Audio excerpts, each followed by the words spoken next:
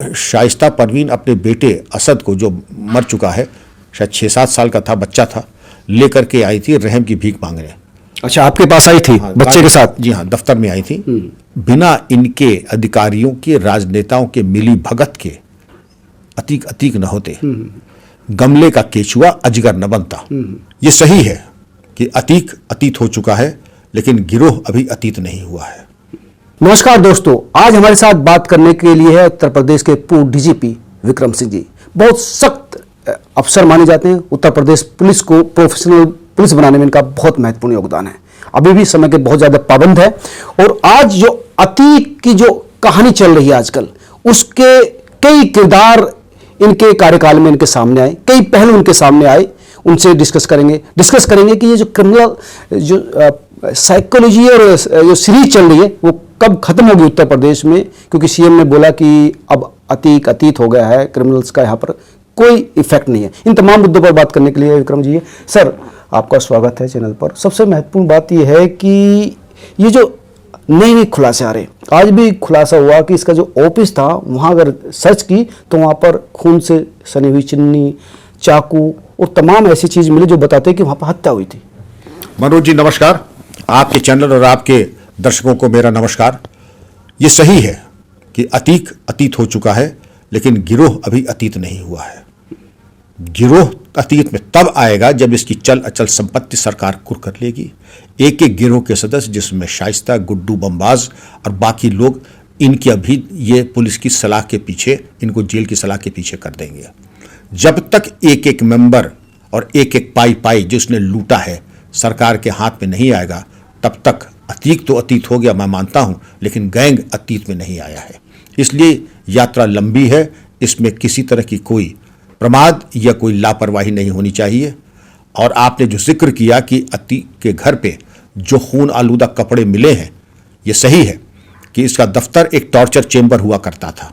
वहाँ लोगों को पकड़ करके उनकी खाल उतारी जाती थी, उनको हंटरों से पीटा जाता था। और ऐसा एक वीडियो असद के मोबाइल फ़ोन से प्राप्त भी हुआ है। लेकिन जब इस घटना के बाद 15 अप्रैल को जब अशरफ और अतीक की हत्या हो गई, इनके दफ्तर पे बुलडोजर चल गया, किन परिस्थितियों में ये दुर्भाग्यपूर्ण घटना घटित हुई है, ये बहुत ही आपत्तिजनक है। वहाँ पुलिस की ड्यूटी रहनी चाहिए थी। पुलिस की ड्यूटी के दौरान अगर ये अपराध हुआ तो और भी ज़्यादा आपत्तिजनक है। पुलिस की ड्यूटी नहीं थी और अपराध हो गया, वो भी आपत्तिजनक है। मैं उम्मीद करता हूं कि अभी इसको, गिरोह को आप अतीत न माने, क्योंकि जिस तरीके से ये सक्रिय है, जब तक कि एक एक गिरोह का मेंबर दस्तयाब न हो जाए, आप इसको वर्तमान में ही माने। और ये आपके शब्द बहुत महत्वपूर्ण है, क्योंकि ये शब्द जो आए अनुभव से आए। पुलिसिंग में आपने जिंदगी खत्म कर दी सर, कि अतीत जब तक अतीत नहीं होगा, जब तक उसका गैंग खत्म नहीं हो। लेकिन सर, गैंग की बात छोड़िए, जो महत्वपूर्ण व्यक्ति है, इस इन्वॉल्वमेंट थे जिस हत्याकांड में, अतीक की बीवी शाइस्ता परवीन तक पुलिस नहीं पहुंच पा रही। पहुंच जाएगी। अभी जो इमीडिएट काम होता है, पहली प्राथमिकता ये था कि जिन्होंने दिन दहाड़े बम फेंका, जिन्होंने दिन दहाड़े गोली चलाई, पहले उनको निपटा दें। निपटाने का मतलब गलत मत समझिएगा कि मुठभेड़ में मार दें। अगर अपने मौका देते हैं तो ज़रूर मार दीजिए, लेकिन पहले कोशिश कीजिए गिरफ्तार हों। गिरफ्तार न कर सके, वो आप पे गोली चलाएं, तो जो कानून जितनी ताकत आपको देता है तदनुसार कार्रवाई कीजिए।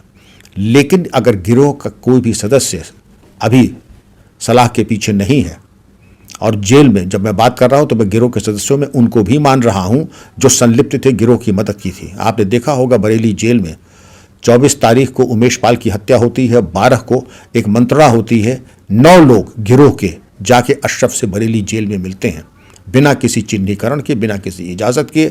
एक आधार कार्ड पे 9 आदमी मिलते हैं। तो जेल के ऐसे कर्मचारी, पुलिस के ऐसे अधिकारी कर्मचारी जिन्होंने गैंग की मदद की है, उनके टुकड़े पे पले हैं, उनके खिलाफ गैंगस्टर एक्ट 14(1) के अंतर्गत उनकी चल अचल संपत्ति, मैंने सुना है कि सस्पेंड किए गए, ना, अपर्याप्त। ऐसी गंभीर बीमारी में लाल दवा, ये होम्योपैथी नहीं, बाईपास सर्जरी होनी चाहिए। अच्छा, ये सवाल जो, क्या पुलिस के आला अधिकारी भी इस तरह के सख्त कदम उठा सकते हैं, जिस तरह का सजेशन करें कि जो पुलिस के अधिकारी भ्रष्ट पाए गए उनके खिलाफ इतने सख्त एक्शन, तो वो कैसे, वो सरकारी स्तर पर किया जाएगा, पुलिस अपना इंटरनल जो है उस एंगल से भी एक्शन ले सकती है? ये स्तर पर डिपेंड करता है। अच्छा, इंस्पेक्टर तक के अधिकार जो हैं वो डीजीपी के पास है। जेल के अधिकारी और डिप्टी और एसपी और उनके बड़े अधिकारी, उन पर सरकार कर सकती है। लेकिन इसके पहले भी डिप्टी एसपी वगैरह जेल गए हैं, आईपीएस अधिकारी भी जेल गए हैं। ये कोई बड़ी चीज नहीं है।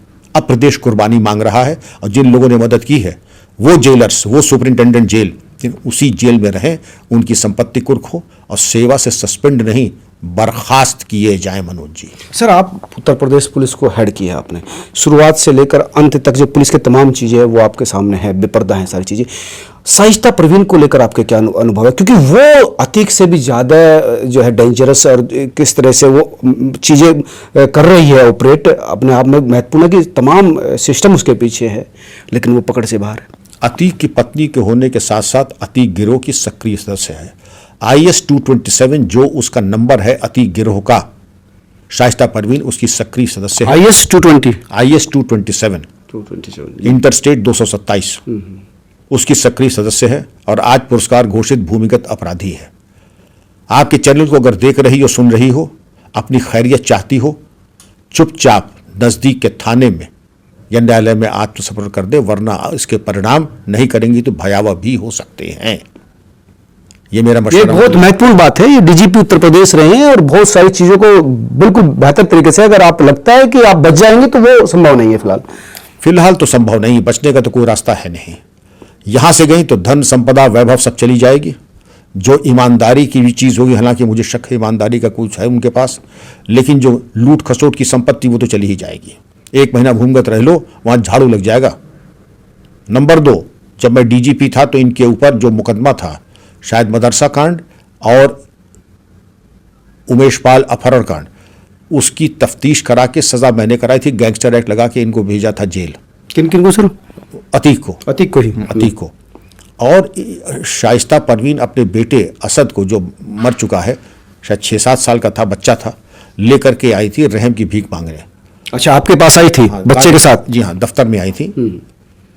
तो मैंने यही कहा था कि आप ऐसा कोई काम न कीजिए कि इसका प्रसाद आपको दूं।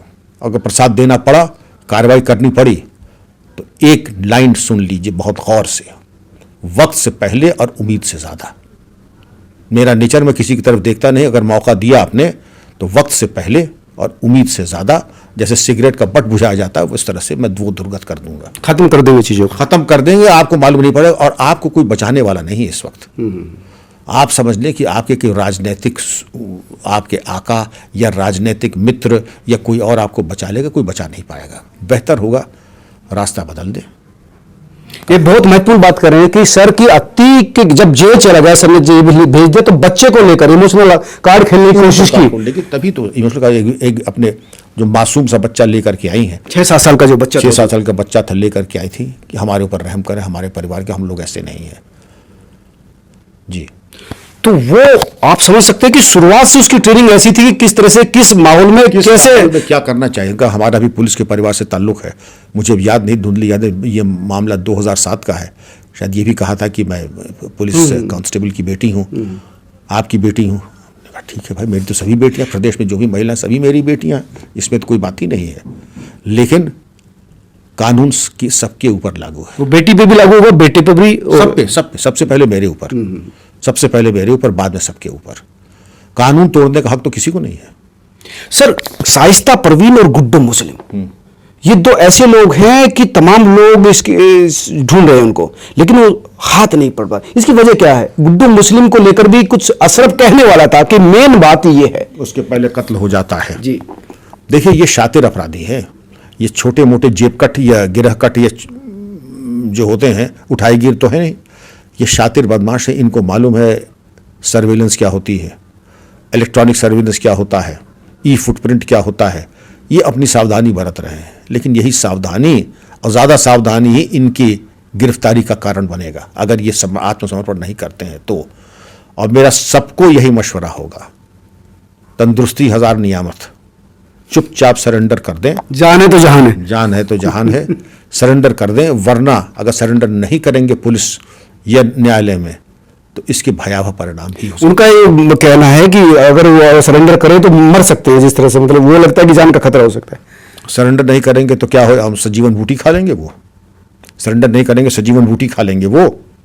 आज तक यूपी पुलिस की गिरफ्तारी से, गिरफ्त से कोई नहीं बचा है। आज़ादी से पहले नहीं, उसके पहले सुल्ताना उन्हें बड़े तुर्रम खाते, मान सिंह, माधव सिंह, मोहर सिंह, मुल्क खान सिंह, फूलन देवी, कहाँ है? इसलिए किसी खुशफहमी में न रहिए, कोई राजनेता आपको नहीं बचा पाएगा। जो लोग कह रहे हैं कि गूगल सब देख रहा है, जो ये कह रहे हैं कि सैटेलाइट फोटोग्राफी सब हो रही है, हम उन अधिकारियों को देख लेंगे जो अभी अत्याचार कर रहे हैं। कौन किसको देख लेगा, नेता समझ ले, कौन किसको देख लेगा। हर जगह 5% ऐसे अधिकारी कहते फिर राजनेता जी दो हाथ हो ही जाए। फिर सर देखो, आप सीनियर अधिकारी हैं, तमाम चीज़ें, और ईमानदार अधिकारी हैं। ये दुर्भाग्य है कि इस देश का, इस प्रदेश का, कि वहाँ पर इस तरह के राजनीतिक लोग भी हैं, दल भी हैं, राजनीति भी हैं कि जो अपराधियों को संरक्षण देने की बात करते हैं। अभी भी कह रहे हैं कि वो पार्टी के सदस्य कुछ ऐसे भी लोग हैं। दुर्भाग्य है। IAS IPS अगर 24 घंटे लॉकअप पे रह ले या मुकदमा लिख दिया जाए, पहले उसको बाहर कर दिया जाता है कि जब आप बेदाग वापस आए 2 साल 5 साल 10 साल तो वापस आइएगा। जब तक आपके ऊपर ये लांछन है आप नौकरी नहीं कर सकते हैं। राजनेता के लिए नियम बिल्कुल उल्टा है। वो जब तक छाती पे मूंग दल के lower court, high court, supreme court, राष्ट्रपति महोदया से क्षमा याचना जब तक नहीं एग्जॉस्ट कर लेंगे तब तक जनता के ऊपर छाती पे मूंग दलेंगे। एक साहब ने तो बिल्कुल सारी विद्वता के रिकॉर्ड ही तोड़ दिए। XMP अमुक बिरादरी का उसके साथ ये हो रहा है। XMP अमुक बिरादरी का उसने जब मदरसे की बच्चियों के साथ बलात्कार किया तब आपको समझ में नहीं आया। XMP अमुक बिरादरी का जब उसने लूट खसोट की, बेवाओं को बेहक किया, उनकी चीखें आपको नहीं सुनाई पड़ी। XMP अमुक बिरादरी का यतीमों का हक मान लिया, उनकी लगी लगाई थाली छीन ली, तब आपको नहीं दिखाई पड़ा। आपको सिर्फ बिरादरी दिखाई पड़ रही है, क्योंकि घिनौनी राजनीति, तुष्टीकरण और वोट बैंक पॉलिटिक्स। अच्छा सर, जब आप सेवा में थे तब भी बहुत सारे लोग, क्योंकि उस समय रहे होंगे, प्रेशर आता होगा कि इसको ऐसे, तो ये भी चीज़ें एक पुलिस अधिकारी के जरिए लोग जानना चाहते होंगे किस तरह से ये लोग मैनेज करते हैं, किस तरह से मैनेज करने की कोशिश करते हैं अधिकारियों को, फिर सिस्टम को। मोटी बात है, बिना इनके अधिकारियों के, राजनेताओं के मिली भगत के अतीक न होते। गमले का केचुआ अजगर न बनता। ये गमले का केचुआ था, लोकल थानेदार इनको अगर ठीक से बात कर लेता तो नहीं। लेकिन जब प्रदेश का मुख्यमंत्री कह रहा है कि ये राजूपाल हत्याकांड में नहीं थे, ये मेरे कहने पर आत्मसमर्पण कर रहे हैं, आप समझ जाइए कहां से नेक्सस था। समझ लीजिए, ये दुर्भाग्य है इस देश का कि सीने का मुखिया बचाने की कोशिश करता है। अब अधिकारी क्या करें, जो मातहत है उनके, वो क्या करे जब सीएम ने कह दिया कि ये था ही नहीं, तो कौन क्या कर सकता है? क्या कर लेगा? एक आदमी को पकड़ करके लाता है, उसकी खाल उतार देता है और लाश जैसे बकरे की मीट शॉप पे जैसे दुकान में बकरा टंगा रहता है वैसे फेंक दिया चौराहे पे। SO को फोन कर दिया कि अब तुम लाश को ले जाओ, अपनी कानूनी कार्रवाई करो। अतीक ने 25 सिपाहियों को बंधक बना लेता है अपनी हवेली में, मुख्यमंत्री के कहने के ऊपर छोड़ता है। चिरौरी करने के बाद मुख्यमंत्री चिरौरी करते हैं, छोड़ दो हम तुम्हें, हमारी कसम है छोड़ दो। ओफो, तो ऐसी बेकरारी क्या था? इसको तो वहीं पर जाके 2 हाथ उसी दिन हो जाने चाहिए थे। आपने क्यों बढ़ने दिया? कैसे बढ़ने दिया? आपने बढ़ने दिया ही क्यों? अब बढ़ने दिया तो फिर परिणाम भी भोगिए। सर्वनाक की स्थिति यह है कि विधानसभा सत्र में कहते हैं कि कानून व्यवस्था खत्म हो गई, और जब कानून व्यवस्था ठीक करने की कोशिश करते हैं फिर कहते हैं कि ये देखिए क्या हो रहा है। कानून व्यवस्था इसी तरह, एक साहब ने कहा कि अब छोड़िए खैर राजनीतिक बातें मुझे करनी नहीं चाहिए। आप ऑफ द रिकॉर्ड तो हम करेंगे सर, क्यों? इस देश के नागरिक हैं हम, और हमारे कर्तव्य के सच को सच कहें। ठीक है कि ये इससे ज्यादा जो नग्न सहयोग और समर्थन अपराधियों का था, मुझे उम्मीद नहीं थी कि मैं अपने जीवन काल में ये भी देखूंगा। लेकिन ये कहा जाता है कि ये अछूत हैं। आज के अछूत कौन है? जो अपराधिक हैं। आपके माता पिता ने आपसे कहा होगा, मेरे माता ने कहा ही था, जिस दिन शराब पीना घर लौट के मत आना, हम समझेंगे एक लड़का नहीं हुआ। जिस दिन कभी लड़की के छेड़खानी में या कभी किसी अन्य अपराध में जाना, घर लौट के मत आना, हम समझेंगे एक बेटा नहीं हुआ। और अखबार में 3 लाइन का इश्तिहार आ जाएगा कि विक्रम सिंह की सोहबत बिगड़ गई है, इसको हम अपने विरासत से बेदखल करते हैं, इनसे हमारा कोई लेना देना नहीं है।